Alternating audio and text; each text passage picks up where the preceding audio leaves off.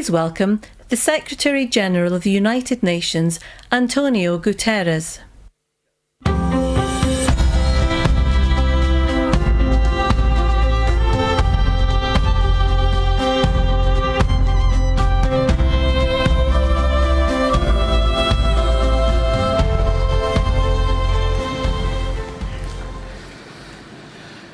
Dear Prime Minister Boris Johnson, I want to thank you and to thank COP President Alok Sharma for your hospitality, your leadership and your tireless efforts in the preparation of this COP. Your Royal Highnesses, Excellencies, ladies and gentlemen, the 6 years since the Paris Climate Agreement have been the 6 hottest years on record. Our addiction to fossil fuels is pushing humanity to the brink. We face a stark choice. Either we stop it or it stops us. And it's time to say, enough. Enough of brutalizing biodiversity. Enough of killing ourselves with carbon. Enough of treating nature like a toilet. Enough of burning and drilling and mining our way deeper. We are digging our own graves. Our planet is changing before our eyes, from the ocean depths to mountain tops, from melting glaciers to relentless extreme weather events. Sea level rise is double the rate it was 30 years ago. Oceans are hotter than ever and getting warmer faster. Parts of the Amazon rainforest now emit more carbon than they absorb. Recent climate action announcements might give the impression that we are on track to turn things around. This is an illusion. The last published report on national determined contributions showed that they would still condemn the world to a calamitous 2.7-degree increase.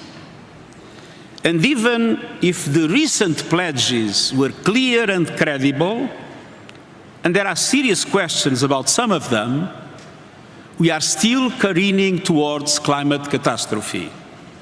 Even in the best-case scenario, temperatures will rise well above 2 degrees. So, as we open this much-anticipated climate conference, we are still heading for climate disaster. Young people know it. Every country sees it. Small island developing states and other vulnerable ones live it. And for them, failure is not an option. Failure is a death sentence. Excellencies, we face a moment of truth. We are fast approaching tipping points that will trigger escalating feedback loops of global heating. But investing in the net zero climate resilient economy will create feedback loops of its own, virtuous circles of sustainable growth, jobs and opportunity. We have progress to build upon. A number of countries have made credible commitments to net zero emissions by mid-century. Many have pulled the plug on international financing of coal. Over 700 cities are leading the way to carbon neutrality, and the private sector is waking up. The Net Zero Asset Owners Alliance, the gold standard for credible commitments and transparent targets, is managing $10 trillion in assets and catalyzing change across industries. The Climate Action Army, led by young people, is unstoppable.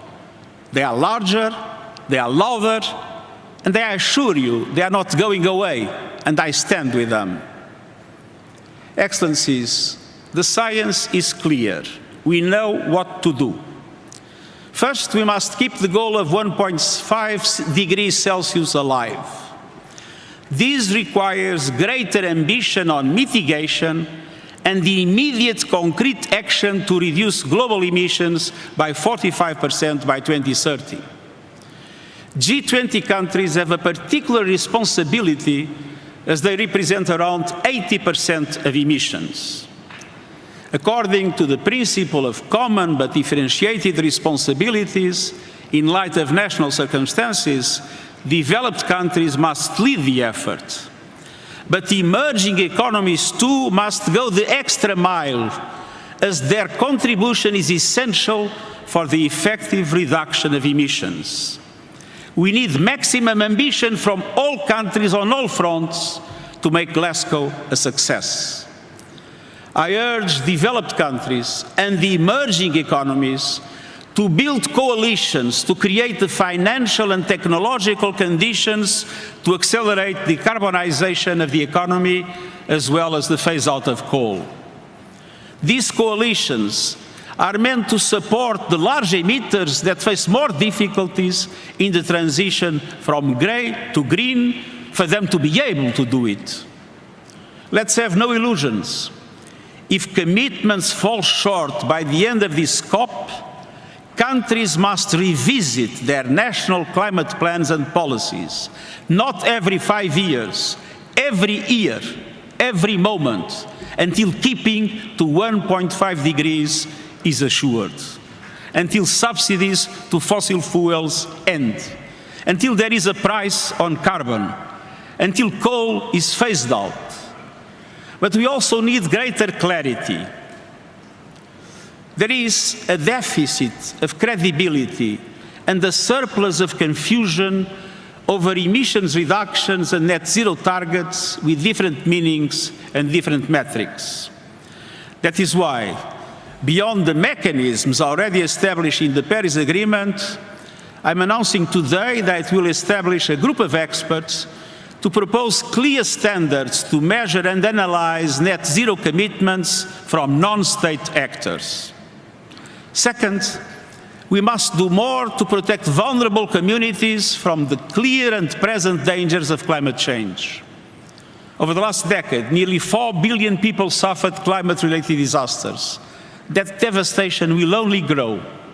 But adaptation works. Early warning systems save lives.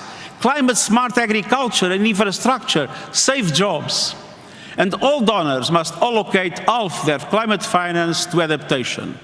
And public and multilateral development banks should start as soon as possible. Third, this COP must be a moment of solidarity. The $100 billion a year climate finance commitment in support of developing countries must become a 100 billion climate finance reality. And this is critical to restoring trust and credibility. I welcome the efforts led by Canada and Germany to help us get there. It is an important first step, but it delays the largest support for years, and it doesn't give clear guarantees. And beyond 100 billion, developing countries need far greater resources to fight COVID-19, to build resilience and pursue sustainable development. Those suffering the most, namely least developed countries and small island developing states, need urgent funding, more public climate finance, more overseas development aid, more grants, easier access to funding. And multilateral development banks must work much more seriously at mobilizing greater investment through blended and private finance.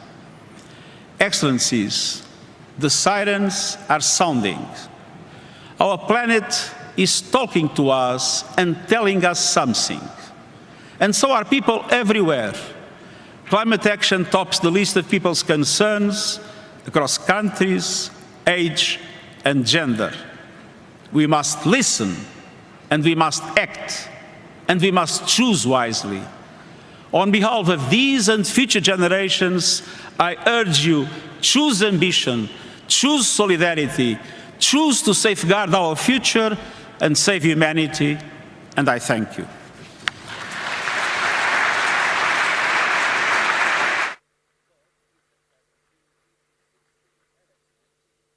There will